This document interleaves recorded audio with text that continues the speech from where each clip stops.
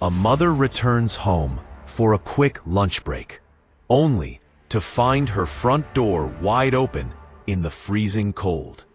Her 3 toddlers, aged 1, 2, and 4, are roaming a destroyed house entirely alone.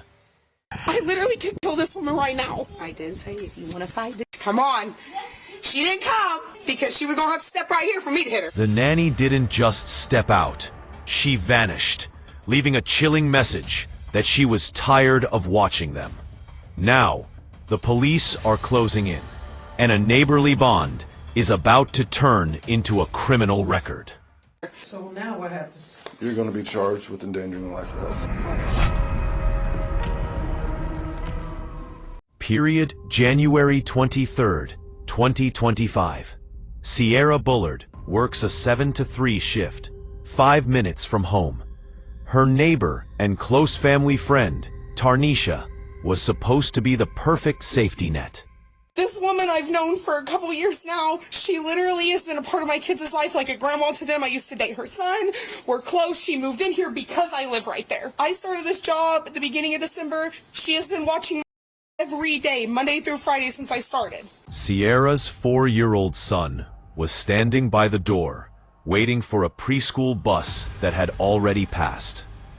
He told his mother the most terrifying words a parent can hear. That my son just told me that she told them that she was not coming back. So she's not here now? No. And you don't know where she is? You haven't spoken to her? Oh, I have messages to show you. Inside, the scene was pure chaos. The toddlers had raided the fridge, climbed on top of the appliances, and left the house in shambles, while their guardian was nowhere to be found. I walked in the house. My whole house is destroyed. Everything. I'm pressing charges on your mom. I don't care. I'm sorry, but I am. All right. So I walked in, the door was open, came in, and he said, Mommy, I gotta go get on the bus. And I said, your bus already came, where's Tanisha? He said, she had to go somewhere, that she wasn't coming back, she was tired of watching us. Tarnisha didn't just leave. She tried to pass the buck to Sierra's sister, Taylor, via Facebook Messenger. But there was one massive problem. Taylor was dead asleep and never answered. These are the messages, me calling her. Why are my home alone? This house is fucking destroyed. They say you've been gone and you weren't coming back. This is what she replied. This is my sister. These are the messages she sent to my sister that lives right there. I'm leaving. My ride's here. They got done eating. Can you get over here, please? Thank you. Bye. The officer realizes the gravity of the situation. In Illinois, leaving 3 toddlers under 5 for 3 hours isn't just a mistake. It's a crime. I knocked on her door and told her my ride was on the way. I was going to be back. I said, I have fucking and it's not like they're 9 and 10 years old and can take care of themselves. You should have never left. Taylor got up until Taylor came up. Literally have got into everything in the house, cabinets, cleaned out the fridge, doors open, everything. I left them in your care, no one else. As Sierra counts the minutes of neglect, the danger becomes even more real. Just days prior, the home had a near miss with an electrical fire that could have turned this abandonment into a tragedy. Well, I'm sorry. She did the same to me the other day and went to Walmart and came back. My sister works at Walmart at 2 o'clock. She plays with us when my sister watches my kids. She'll act like she just forgets she has to watch them. My sister has to be at work at 2 o'clock. She walked to her house to get dressed and came back over here until she got done doing what she was doing, and my sister was late for work that day. A police wait. At 3:06 p.m., Tarnisha finally returns. She thinks she has a valid excuse, a job interview, and a text message she assumed was good enough. And I had text her sister, stay next door, is what you know, Taylor. Yeah. And the first thing I did was I text her, and I said, first I called her. I started calling her at 7:14, 7:49, she didn't answer. My friend called me again. She said, Coke, you're supposed to be there at 9 o'clock. You need to hurry up and get a babysitter for the... I said, okay, I'm finna go knock on her door. The officer isn't buying it. A one-sided text conversation is not a legal handoff of nanny, especially when the person on the other end never responds. that Taylor gets out the house and do what she's supposed to do. Because the little boy has to be on the bus at 11:15. So if it's 9 o'clock, you need to be getting over here so you can get him dressed.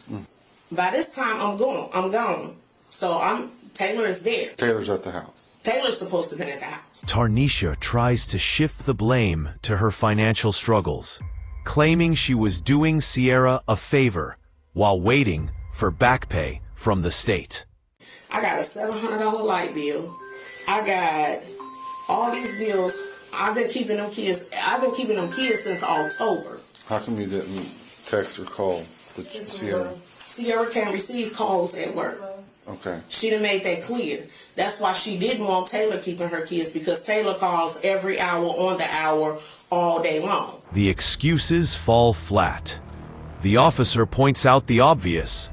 If you care about the toddler, you wait for the person to actually walk through the door before you vanish.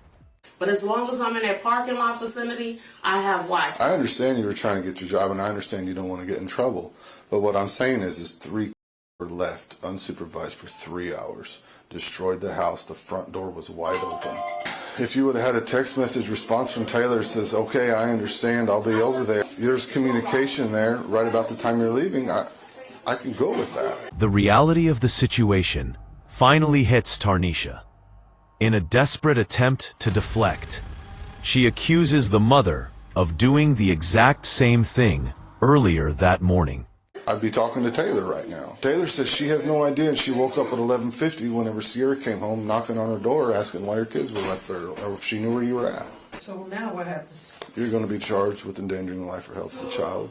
I'm going to lose my license. I'm sorry, but Despite the counter-accusations, the evidence of the afternoon abandonment is undeniable. The front door was open, the house was trashed, and the toddlers were defenseless.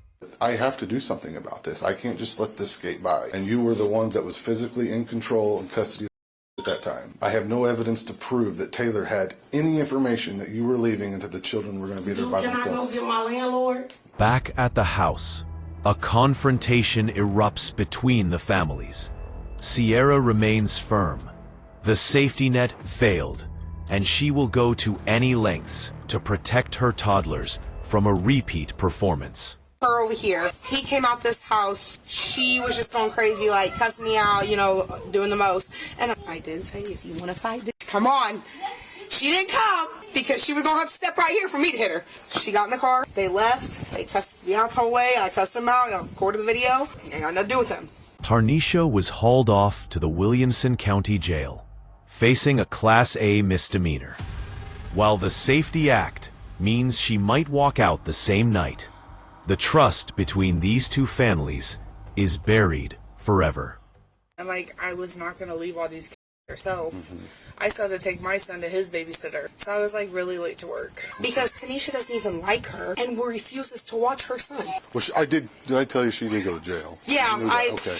So I guess Be aware she's going to get released tonight. This is the Safety Act. In the end, the only thing that mattered was the 3 hours where anything could have happened, and nobody was there to stop it.